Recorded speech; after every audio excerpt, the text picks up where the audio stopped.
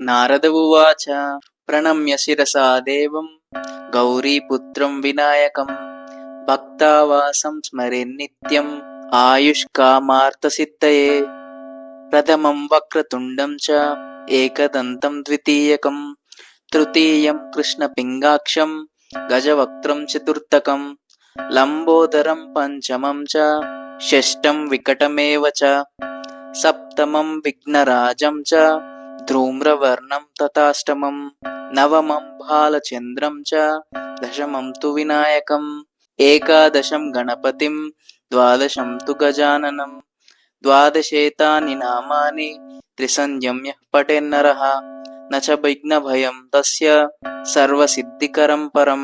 విద్యార్థి లభతే విద్యాం ధనార్థి లభతే ధనం పుత్రార్థి లభతే పుత్రాన్ మోక్షార్థి లభతే గతిం.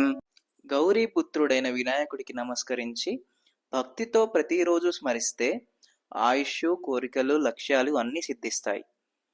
వక్రతుండు, ఏకదంతుడు, కృష్ణ పింగాక్షుడు, గజవక్త్రుడు, లంబోదరుడు, వికటుడు, విఘ్నరాజుడు, ధూమ్రవర్ణుడు, బాలచంద్రుడు, వినాయకుడు, గణపతి, గజాననుడు ఇలా 12 నామాలను 3 సార్లు పఠిస్తే ఎలాంటి విఘ్నాలు ఉండవు. అన్ని కార్యాల్లో విజయం కలుగుతుంది. విద్యార్థులకు విద్య, ధనార్థులకు ధనం, సంతానం కోరేవారికి సంతాన ప్రాప్తి, మోక్షం కోరేవారికి మోక్ష ప్రాప్తి ఇవన్నీ కలుగుతాయి అని నారదులు తన మాటలో చెప్పారు.